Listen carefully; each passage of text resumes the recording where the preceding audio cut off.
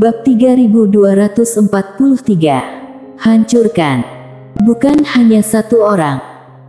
Ketika suara pria paruh baya terdengar, tiba-tiba muncul lebih dari 10 aura kuat di belakangnya. Namun, tidak ada yang berada di tingkat pejalan usia. Termasuk pria paruh baya yang memimpin, dia sendiri juga bukan pejalan usia.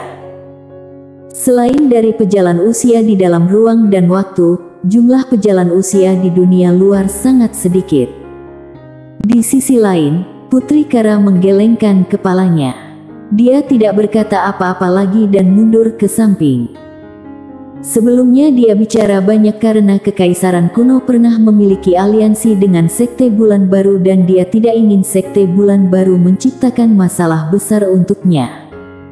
Namun, orang lain memang cari masalah sendiri. Seperti pepatah mengatakan, langit berdosa, masih bisa hidup, berdosa karena tindakan sendiri, tidak akan hidup.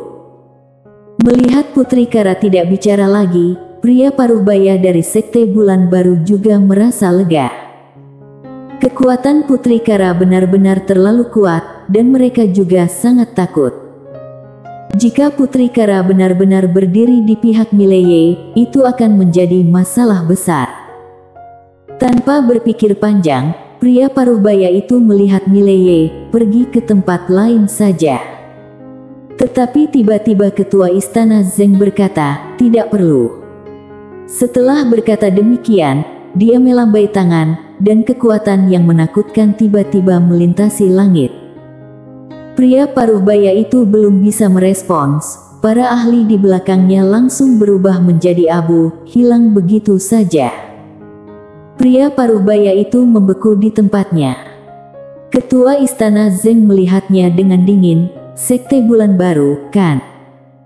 Setelah berkata demikian, dia berbalik melihat Mileye, "Tuan Muda Ye, aku memusnahkannya." Mileye dengan tenang berkata, "Apakah kamu bisa?" Ketua istana Zeng berserius, "Tentu." Dia ragu sejenak, lalu berkata, "Sebenarnya, kekuatanku masih bisa diandalkan."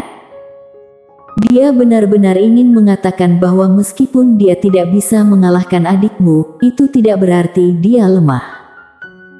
Mileye hendak berkomentar, tetapi tiba-tiba Putri Kara berkata, "Tuan Muda Ye, apakah kamu tidak ingin mendirikan akademi?" Mileye menatap Tuan Putri Kara dengan senyum, "Sebenarnya, Sekte Bulan Baru sangat cocok untuk membuka akademi." Tiba-tiba, Mileye bertanya, "Siapa yang saat ini menjadi yang terkuat di Sekte Bulan Baru?" Tuan Putri Kara menjawab, "Generasi sebelumnya, pemimpin Sekte Bulan Baru, Ai Chang." Mileye menatap ketua istana Zeng dan ketua istana Zeng ragu sejenak sebelum berkata, "Tuan Muda Ye, aku benar-benar cukup kuat, sungguh." Dia benar-benar kehabisan kata-kata. Sialan. Apakah dia begitu lemah di mata Tuan Muda Ye? Mileye mengangguk sedikit, "Jadi, mengapa kamu tidak pergi ke Sekte Bulan Baru?" Ketua istana Zeng mengangguk, "Bisa." Setelah berkata demikian, dia melihat ke arah pria paruh baya itu, "Tunjukkan jalan." Pria paruh baya itu gemetar, "Kamu adalah pejalan usia." Ketua istana Zeng tanpa ekspresi, "Tunjukkan jalan." Pria paruh baya itu ingin mengatakan sesuatu lagi, tetapi ketua istana Zeng tiba-tiba mengangkat tangan. Dor. Pria paruh baya itu langsung berubah menjadi ilusi yang lenyap, sepenuhnya dihapuskan. Ketua istana Zeng melihat Tuan Putri Kara, "Tuan Putri Kara." Tuan Putri Kara mengangguk sedikit, "Panggil orang, antar ketua Zeng ke Sekte Bulan Baru."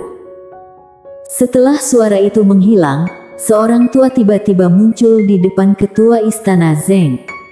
Dia memberi hormat ringan kepada ketua istana Zeng. "Ketua istana Zeng, silakan."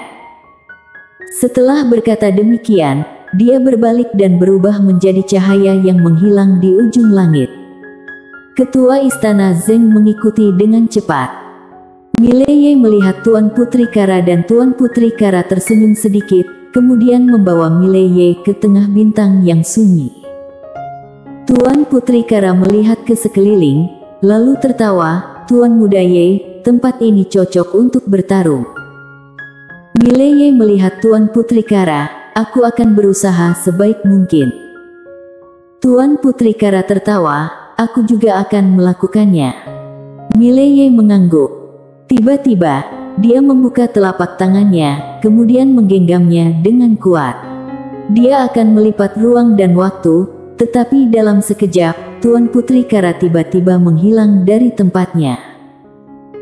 Melihat pemandangan ini, pupil Mileye tiba-tiba menyempit dan dia dengan tegas membatalkan lipatan ruang dan waktu karena kilatan dingin telah tiba di tenggorokannya. Terlalu cepat. Mileye sangat terkejut, hanya bisa menghindar dengan susah payah ke samping, menghindari serangan tajam ini dengan selisih sempit. Namun pada saat berikutnya, dia tiba-tiba merasakan nyeri hebat di perutnya, seluruh tubuhnya langsung terlempar dan terbang keluar, melintasi puluhan ribu zang. Namun, sebelum dia berhenti, tiba-tiba, dia merasa kekuatan yang sangat mengerikan telah mencapai depannya. Kekuatan usia. Kecepatan Tuan Putri Kara terlalu cepat sehingga dia hanya bisa melihat bayangan buram. Mileye tiba-tiba mengangkat kepala. Pada saat itu, dua kekuatan yang menakutkan meletus dari dalam dirinya. Jiwa pedang dunia dan kekuatan garis darah. Boom! Ketika dua kekuatan itu muncul, Tuan Putri Kara yang baru saja mendekat langsung terpental, tetapi hampir pada saat yang sama, dua kekuatan Mileye dengan keras pecah. Kemudian, selanjutnya, seluruh tubuhnya langsung terbang ke puluhan ribu zang jauhnya. Dan begitu dia berhenti, dia tiba-tiba meraih erat dengan tangan kanannya dan ruang dan waktu ilusi segera mulai terdistorsi. Namun, pada saat dia ingin melipat, tiba-tiba, banyak bayangan tiba-tiba bergegas ke depannya. Kecepatan mencapai puncak. Wajah Mileye segera menjadi sulit dilihat. Dia tahu bahwa pada saat dia menarik pedang, lawan pasti bisa mengambil nyawanya lebih dulu. Kecepatannya tertekan. Mileye terpaksa meninggalkan serangan besar ini dan hanya bisa dengan cepat menghindar ke belakang. Pada saat menghindar, dalam sekejap, berbagai jiwa pedang dunia keluar dari dalam dirinya dan kemudian berubah menjadi cahaya pedang yang menyelimuti Tuan Putri Kara di depannya. Namun, hanya sekejap mata, cahaya pedang itu pecah dan berubah menjadi ilusi. Saat Mileye yang baru saja berhenti tiba-tiba mengayunkan pedangnya ke depan. Sik! Sebuah cahaya pedang meletus dari depan Mileye. Boom! Cahaya pedang baru muncul dan segera hancur. Segera setelah itu, Mileye hanya melihat kilatan hitam di depan matanya. Kemudian, tiba-tiba, tangan yang putih seperti mutiara muncul di depannya. Mileye tidak menggunakan pedangnya, karena pedangnya tidak secepat tangan lawan. Dalam situasi ini, mengayunkan pedang tidak hanya tidak akan melukai lawan, tetapi dirinya sendiri juga akan menderita. Dia juga tidak bisa memilih untuk saling melukai, karena asalkan kedua belah pihak memiliki kecepatan yang hampir sama.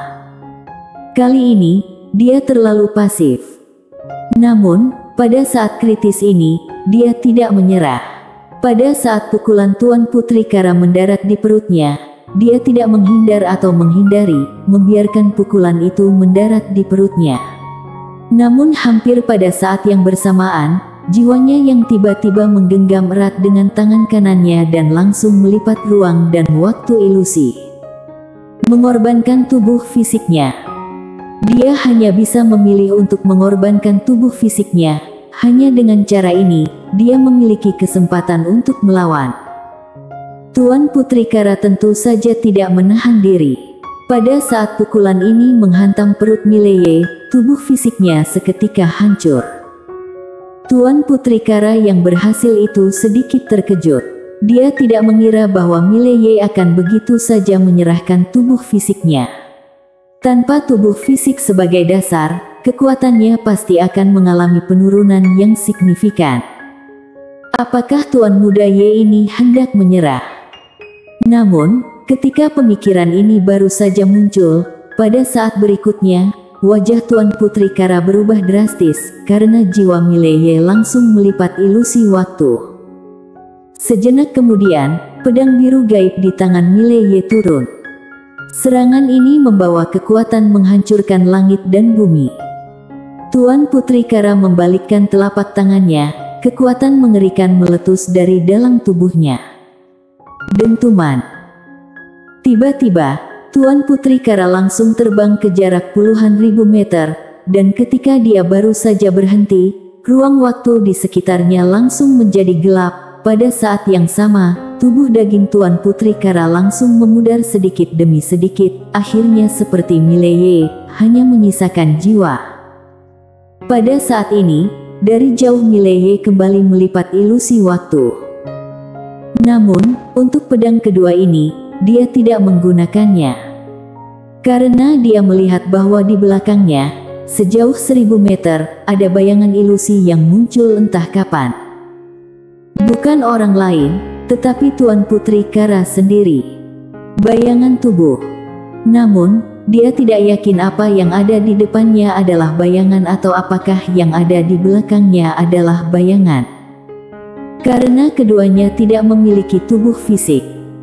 Pada saat ini, Tuan Putri Kara tiba-tiba tersenyum, pedang ini sangat hebat, Tuan Muda Ye. Mileye tersenyum, kekuatan Tuan Putri Kara juga membuatku terkejut besar. Tuan Putri Kara melihat Mileye, mungkin kita seimbang, bagaimana menurutmu? Mileye mengangguk, baiklah. Dengan satu pedang ini, Tuan Putri Kara mungkin mati. Mengapa dikatakan mungkin? Karena dia tidak yakin siapa yang sebenarnya adalah tubuh utama. Jika dia membunuh yang salah, maka yang mati adalah dia sendiri, karena dia hanya memiliki jiwa tersisa dan kecepatan Tuan Putri Kara ini benar-benar terlalu cepat. Jika dia membunuh yang benar, dia menang, tetapi jika dia membunuh yang salah, dia mati. Pada saat ini, ruang waktu di lapangan berubah dengan cepat. Sejenak kemudian, kedua orang tersebut kembali ke istana kuno di Kaisar kuno. Tuan Putri Kara melihat pedang biru gaib di tangan Mileye, kemudian menggelengkan kepala. Tuan Muda Ye, pedangmu ini benar-benar mengerikan, aku sama sekali tidak berani menghadapinya secara langsung. Dalam pertempuran melawan Mileye, dia juga merasa terikat, karena dia tidak dapat menghadapi pedang Mileye secara langsung. Pedang itu terlalu tajam, bahkan dia pun merasa takut.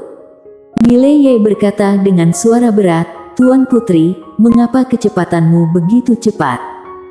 Setelah pertempuran tadi, dia masih merasa ketakutan. Kecepatan Tuan Putri Kara benar-benar di luar perkiraannya. Dia begitu cepat sehingga dia selalu tertekan. Dan jika bukan karena keputusannya yang tegas untuk mengorbankan tubuhnya dan melawan, dia sama sekali tidak akan memiliki kesempatan untuk menang. Pertarungan ini juga membuatnya menyadari kekurangan dalam dirinya sendiri. Kecepatan. Sebelumnya, dia berpikir bahwa kecepatannya sudah cukup cepat, tetapi setelah pertarungan ini, dia menyadari bahwa kecepatannya masih jauh dari cukup. Jika menghadapi lawan selevel seperti Tuan Putri Kara, itu benar-benar berbahaya. Setelah mendengar perkataan Mileye, Tuan Putri Kara tersenyum sedikit, berlatih. Mileye mengerutkan kening, berlatih. Tuan Putri Kara mengangguk, hanya dengan berlatih secara gila, menantang batasan diri berulang kali, kemudian melepaskan diri dari batasan itu. Sambil berbicara, dia berhenti sejenak, lalu berkata, sebenarnya, kecepatan tadi bukan batas tercepat saya. Setelah mendengar itu, Mileye tiba-tiba terpaku, kamu belum menggunakan kekuatan sepenuhnya. Tuan Putri Kara memandang Mileye, lalu berkata, kecepatan tercepatku, setidaknya 6 hingga 70% lebih cepat dari kecepatan tadi. 6 hingga 70%. Wajah Mileye segera menjadi serius. Jika itu jenis kecepatan, dia benar-benar tidak akan bisa menahan. Tuan Putri Kara tersenyum, tentu saja, akan ada harga yang harus dibayar. Karena jika aku ingin mencapai kecepatan maksimum seperti itu, aku harus membakar tubuh dan jiwa. Setelah membakar keduanya, kecepatanku akan mencapai batas tertentu, tetapi kamu juga tahu, meskipun kamu menang, kamu mungkin juga tidak akan selamat. Mendengar itu, Mileye segera memahaminya. Membakar tubuh dan jiwa seperti itu memang merupakan cara bermain dengan nyawa. Namun, karena dia tidak memiliki dendam hidup mati dengan lawannya, dia tidak mungkin menggunakan taktik bermain dengan nyawa itu. Oleh karena itu, dia hanya bisa membatasi diri. Tuan Putri Kara hendak berkomentar lebih lanjut ketika tiba-tiba dia mengerutkan kening dan menatap langit. Mileye agak bingung, ada apa? Tuan Putri Kara dengan serius berkata, Tuan Muda Ye, bawahanmu, Tetua Zeng, mengalami masalah. Mendengar itu, ekspresi Mileye langsung menjadi suram. Bersambung.